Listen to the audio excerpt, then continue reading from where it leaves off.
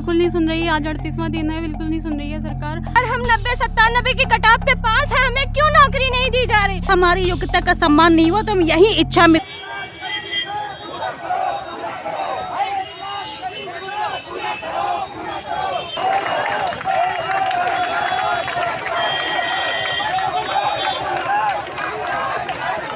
कहते हैं कि नारी के कई सारे रूप हैं। अगर वो दुर्गा है तो समय आने पर काली भी बनती है, लेकिन आज नारियों ने क्या ठान रखा है? और वो नारी जो योग्य है, जिसके हाथ में कलम है, जो पढ़ लिख कर अपनी योग्यता साबित कर चुकी है, लेकिन नौकरी के लिए दर बदर भटक रही है। कहाँ से आई हैं? और यहाँ से आई हूँ मैं माननीय योगी जी से, बस यही जो अपनी 22,000 सीटें खाली हैं 1,37,000 की, बस उनको रिक्वेस्ट करने आई हूँ कि उनको इसमें जोड़ा जाए। रिक्वेस्ट आपकी सुन नहीं रही है सरकार? जी मैम, बिल्कुल नहीं सुन रही है। आज 38वां दिन है, बिल्कुल नहीं सुन रही है सरकार। मैम जो भी यहाँ पे महिलाएं बैठी करनी है, हमें अपना अधिकार लेना है। हम योगी जी से यही कह रहे हैं कि योगी जी सुनो पुकार। हम घूम रहे हैं बेकार, हम नहीं हैं बेकार, हम भी हैं आपके ही बच्चे, खास आपकी यूपी से हैं, और हम 90-97 की कटाव पे पास है, हमें क्यों नौकरी नहीं दी जा रही?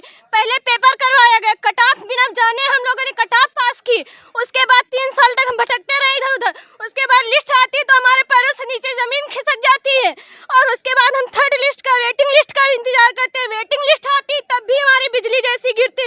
आज हम 1,37,000 पदों की पूरी भर्ती मांग रहे हैं, तो क्यों नहीं दी जा रही?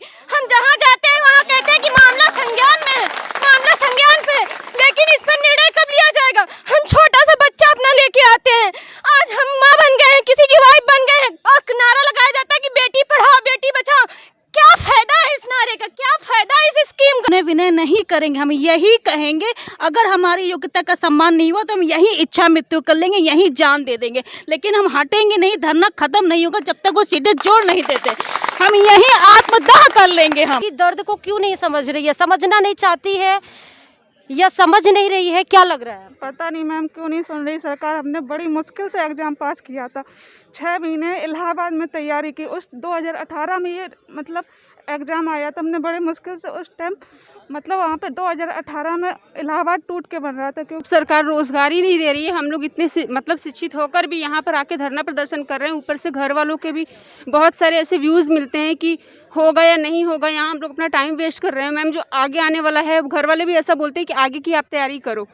तो मैम जब आगे के हम लोग मेंटल इतना डिस्टर्ब है मैम, तो कैसे हम लोग आगे की प्रिपरेशन करें? ये है कि जो औरतें चूल्हा चौका घर परिवार को संभालने के बाद जो मुश्किल से वक्त मिलता है 24 घंटे में, उसमें किसी तरीके से पढ़ती हैं, अपनी नींद को हराम करके सुबह जल्दी उठ के किसी भी तरीके से बस में सफ़र करते दरमियान हम पढ़ते हैं, और उसके बाद अगर नौकरी नहीं मिलती है फिर कैसा लगता है? बहुत ख़राब लगता है मैम। इतनी मेहनत के बाद हम लोग यहाँ तक पहुँचे हैं।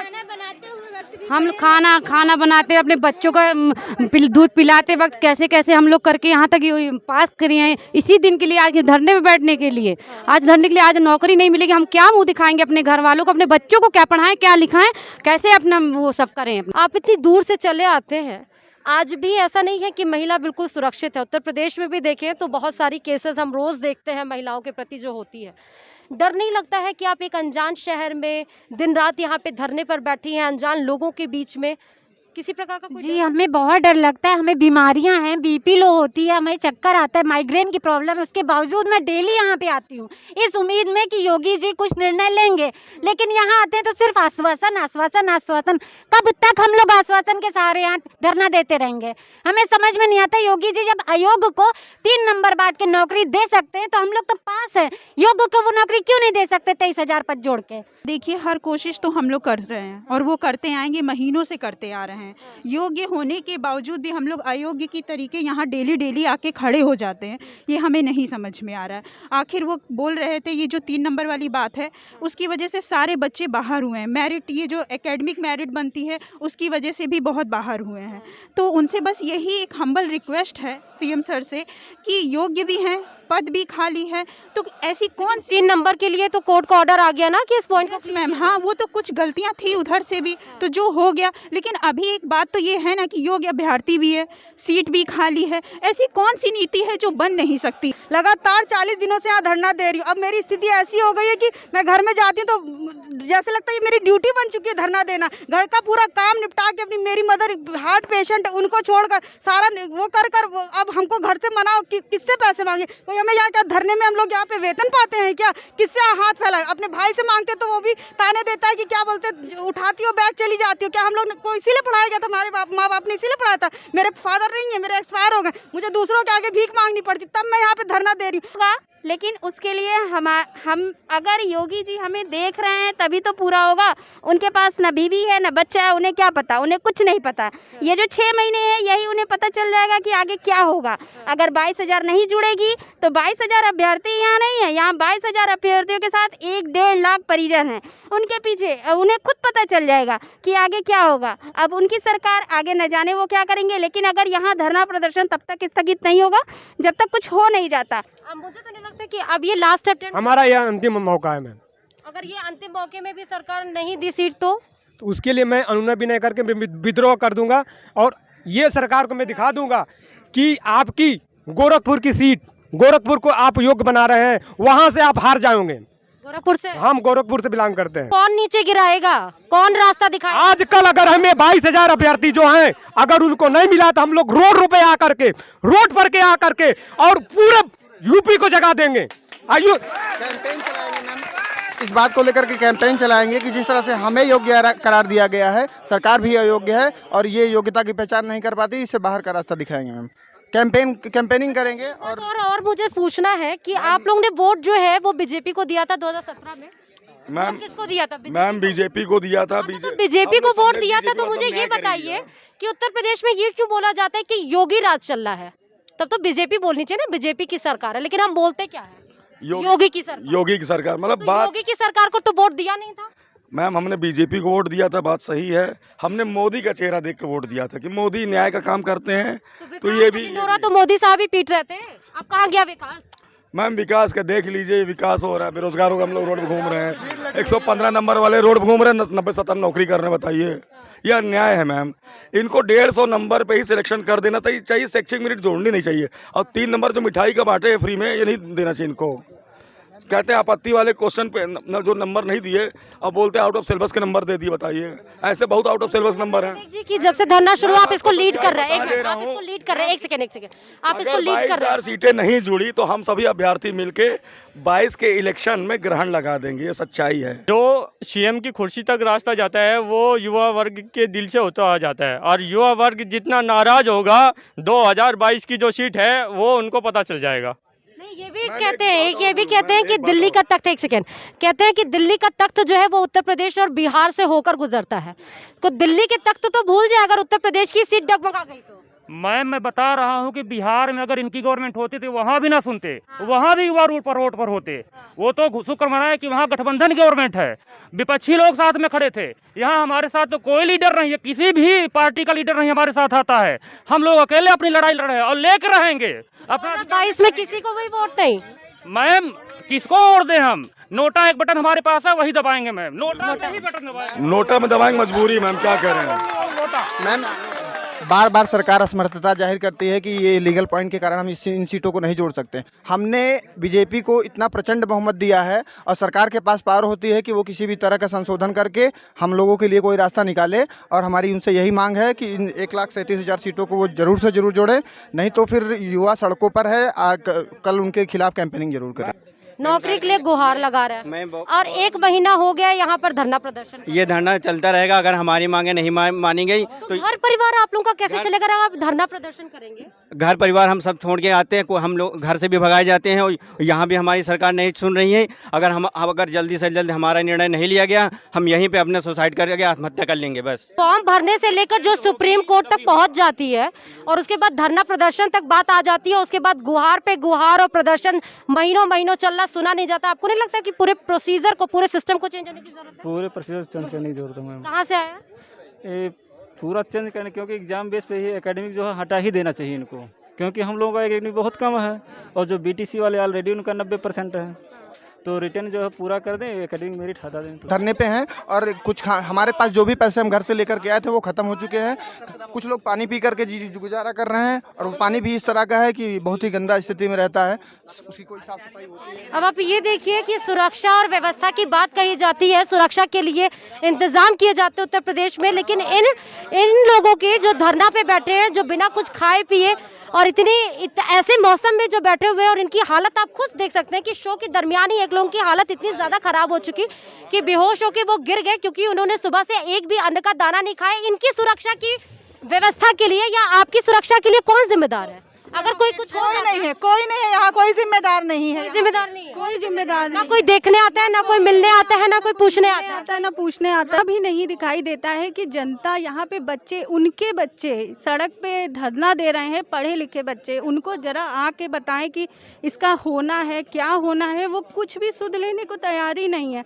सब यहाँ पे बेहोश हो रहे हैं, चक्कर खा रहे हैं, परंतु उनको जरा सी भी ये नहीं लगता है। जरा दिखाइएगा जरा कि हमारे आखिर ऐसे बेहोश पड़े हुए हैं, उनकी मजबूरी नहीं समझ रहे हैं। उनकी क्या मजबूरी है कि वो हम लोगों की मजबूरी नहीं समझ रहे हैं। 37,000 सीटें वो अपनी अलग से वैकेंसी नहीं निकाले थे, ये तो ये पूरी करना, ये आराम से जुड़ सकती हैं और हम ही लोग से पूरी हो सकती हैं। ये तो सुप्रीम कोर्ट कहाँ से, लखनऊ से ही हो? जी नहीं, हम कानपुर से आए और मेरा ससुराल इलाहाबाद में है। हाँ, इतना पढ़ने के बाद, इतना मेहनत करने के बाद भी आज हम ये कंडीशन है कि हम सब क्वालिफाई करने के बाद, टेट सुपर टेट सब क्वालिफाई करने के बाद भी हमको 3 साल से लखनऊ के चक्कर लगाने पड़ रहे। मेरी कंडीशन ये थी कि मैं घर में ही रहती थी, कहीं जाती नहीं थी, लेकिन अब ये 3 साल से वो कंडीशन हो गई है कि इसने मुझे लखनऊ के 50 चक्कर लगवा दिए और घर में भी मेरी कंडीशन इतनी ख़राब हो गई है कि घर में भी मुझे सबके ताने सुनने पड़ते हैं। मैम, ये जो गवर्नमेंट है, इसके लिए ये गवर्नमेंट ही जिम्मेदार है, क्योंकि आप देखिए इतने टफ कॉम्पिटिशन्स करके जब एक बच्चा क्वालिफाइड हो रहा है, क्वालिफाइड हुआ 3 साल बाद जो ये भर्ती लटका करके जब सब लोग जो है, सबके मन में ये इच्छा जागृत हो गई कि अब हमको कॉलेज मिल जाएगा, हम टीचर बन जाएंगे, तो ऐसा एक मोड़ भी आता है कि सरकार के द्वारा जो अधिकारी हैं, उन अधिकारियों ने 3-3 नंबर सबको फ्री फंड में दे दिए हैं, और फ्री फंड में 3 नंबर देने की वजह से जो बच्चे कंपटीशन में थे, जो फ्रेश पास थे, वो बच्चे तो कंपटीशन से बाहर हो गए हैं ना। तो बताइए, 3 नंबर, 1 नंबर भी बहुत होता है। जब 3-3 नंबर आप किसी को फ्री दे रहे हैं, तो बच्चा जो फ्रेश पास है और जो बच्चा फेल है वो कंपटीशन में आ गया, और जो बच्चा पास है, फ्रेश पास है, वो कंपटीशन से ऑलरेडी बाहर हो गया। अभी तक तो सुना रहे हैं, तो सुनी नहीं है सरकार। अब देखिए, अब तो आर पार की लड़ाई है। अब इसमें सरकार से बहुत गुहार लगा लिए, 40 दिन से धरने पर बैठे हुए हैं, लेकिन सरकार नहीं सुन रही है। हम शिक्षा मंत्री के आवास पर भी गए, मंत्री के पास में जो है 1 मिनट भी जो है छात्रों से बात करने का टाइम नहीं है। शिक्षा मंत्री मिलने नहीं आए कि गेट से हमको अंदर जाने ही नहीं दिया, बाहर से फिर इन्होंने गाड़ी से बाहर हमें लिए टाइम नहीं है। और हम लोगों की वजह से, भाई युवा क्या, युवा अगर आपको युवा गद्दी पे बिठा सकती है तो गद्दी से उतार भी तो सकती है। 67,500 की ये बताई जा रही है कि 22,000 सीटें बची हुई है, तो 69,000 में कैसे ऐड कर दी जाए? टेक्निकल इश्यूज तो अधिकारी बता रहे ना, और इसी का हवाला लेके आप 1 महीने से धरना दे रहे हैं, तो ये प्रॉब्लम सॉल्व कैसे होगी? मैम, उनको भी ये पता है अच्छी तरह से कि 1,37,000 का ही ये क्रमागत 2 वैकेंसियाँ हैं, और उनको पता है कि सुप्रीम कोर्ट का यह आदेश है कि सारी वैकेंसियों को आपको 6 महीने में फुलफिल कर लेना है। तो मंत्री जी हमको ये बताएं जरा कि जब ये दोनों एक ही वैकेंसी के 2 पार्ट हैं, तो फिर वो कैसे कह रहे हैं कि उसमें टेक्निकल इशू आ रहे हैं? न्यायपालिका में हम लोगों ने पिटीशन बहुत पहले डाला था, और न्यायपालिका का ये कहना है कि सरकार अगर चाहे तो बेशक इस पे ये सीटों को भरा जा सकता है। जजमेंट आया था इसका, और सरकार की अगर जरा भी मंशा होगी, इस योग्यता को पहचानना चाहेगी, तो इसमें बहुत से आसान तरीके हैं। जैसे वो नया जियो जारी कर सकते हैं, एक जियो अगर वो ला दें इन योग्यता को पूरी करने के लिए, तो सीटें आसानी से जोड़ी जा सकती हैं। मंशा की बात यहाँ पर उठी है। योगी आदित्यनाथ ने ही बोला था ABP मंच पर कि हमारे पास सीटें बहुत है लेकिन योग्य अभ्यर्थी नहीं है। तो क्या हम ये माने कि आप अयोग्य हैं, आप झूठ में ढिंढोरा पीट रहे हैं, या सरकार की मंशा नहीं है? सर, सरकार की मंशा नहीं है, क्योंकि हम लोग योग्य हैं मैम, और हम लोग 110 नंबर 115 नंबर ला करके हम लोग बाहर हैं। जो 90 नंबर 97 नंबर है वो नौकरी कर रहा है।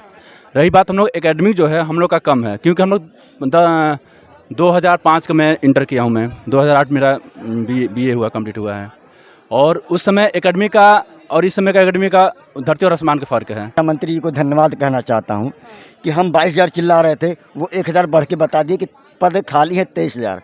और जो कब बताया उन्होंने स्टेटमेंट दिया है, न्यूज़ में आया हुआ है। कब दिया है? अभी नियुक्ति पत्र कार्यक्रम में उन्होंने सीधे मंच से बोला है, योगी जी भी बैठे थे उस मंच पर, और उन्होंने कहा है कि 23,000 पद जो रिक्त हैं उनको हम इस भर्ती में नहीं जोड़ सकते, जबकि योगी जी भी उस वक्तव्य को बाकायदा सुन रहे थे। और अभी 3 दिन पहले मैं जनता दरबार में भी गया था योगी जी के, वहाँ पर मैंने माननीय सुप्रीम कोर्ट का हवाला भी दिया योगी जी के सामने ज्ञापन में उनको पकड़ाते समय। तो योगी जी को कहीं ना कहीं ये टेंशन थी कि हमको ये सुप्रीम कोर्ट का हवाला दे रहे हैं। टाल मटोल कल भी रही है, और जो कहती है टेक्निकल फॉल्ट, जो कहती है टेक्निकल इशू है, कोई टेक्निकल इशू नहीं है। ये कट ऑफ चाहे जब लगा देते हैं तब इनकी टेक्निकल इशू नहीं आती है। ये 72,825 की जो वैकेंसी थी मायावती गवर्नमेंट ने निकाली थी, सपा गवर्नमेंट ने उसको पूरा कराया था। वो टेट मेरिट के बेस पर वो भर्ती थी।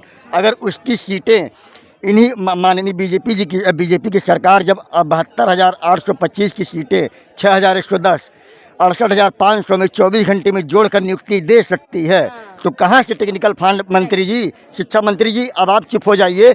हम ये सीट लेकर रहेंगे, और जब तक आप जोड़ेंगे नहीं तब तक हम आपको छोड़ेंगे नहीं। और या तो फिर 2022 में हम एक योग्य मुख्यमंत्री लेकर आएंगे। 2022 में एक योग्य मुख्यमंत्री आएगा। अगर हम लोग अयोग्य हैं तो यही अयोग्य आपको 2022 में दिखाएगा कि अयोग्यता क्या होती है। कल प्रॉब्लम है, 68,500 की कटाफ दूसरी थी, 69,000 की कटाफ दूसरी है। तो मैं मंत्री जी को यहाँ इस इको गार्डन के माध्यम से चैलेंज करके बताता हूँ कि इको गार्डन में मंत्री जी आए, मैं उनको 100 तरीके बताऊंगा कि 23,000 कैसे जोड़ी जा सकती हैं। तो ये मान सकते हैं कि 2022 का चुनाव धर्म और जाति के आधार पर नहीं, योग्यता के आधार पर होगा? बिल्कुल मैडम, हम लोग 110, 115 नंबर में 110 नंबर मेरे स्वयं के हैं सुपर डेट में। और हम जब घर पे जाते हैं तो हमारे जो परिवार और गांव में लोग हैं, वो जो लोग 98 नंबर और 102 नंबर पा करके 100 नंबर 90 नंबर पा करके सिलेक्शन ले लिए हैं, उनसे तुलना हमारे गाँव वाले मुझसे करते हैं। कहाँ से आए हैं? मैं प्रतापगढ़ से आया हूँ, कुंडा से हूँ।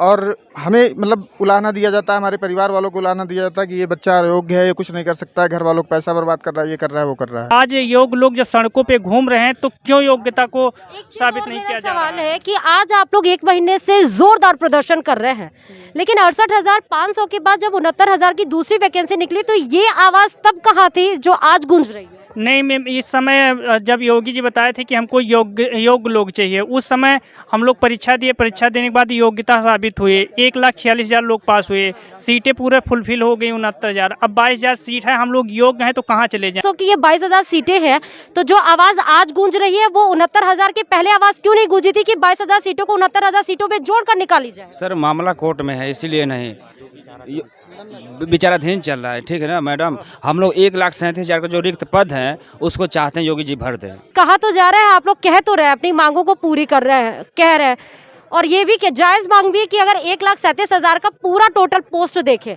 लेकिन सरकार को कैसे समझ में आएगी आपकी बातें? मैम मैं माननीय योगी जी से बस इतना ही कहूँगा कि आपने खुले मंच पर एबीपी न्यूज़ पर आकर के आपने लाइव में बोला था कि हमारे पास 1,37,000 पद बचे हैं जिसमें योग्य अभ्यर्थी नहीं मिल रहे हैं, जो आकर इस कंपटीशन को फाइट करे, जो अपनी योग्यता को साबित कर सके। मैम उस समय जो कुछ सीटें मामला कोर्ट में विचाराधीन थी, जब हम लोग ने योग्यता अपनी साबित किया तो उसमें आकर के हमने अपना ये पक्ष रखा कि जो 1,37,000 पद हैं उसको भरें, बस यही कहते हैं। गिड़गिड़ाते जाइए, तबीयत खराब हो तो हो, कोई बीमार पड़े तो पड़े, कोई नदी में कूदे तो कूदे, कोई अपनी जान दे तो जान दे, लेकिन सरकार अपने घुमार के नशे में मस्त है और मस्त है। लेकिन यही अगर मस्ती वाली सरकार अगर अब नहीं जागी तो यही 2017 में जिताने वाले भाजपा सरकार को 2022 में उनकी औकात जरूर दिखा देंगे। किसी और खबर के साथ आपके बीच हाजिर होंगे, तब तक के लिए देखते रहिए खबर पे।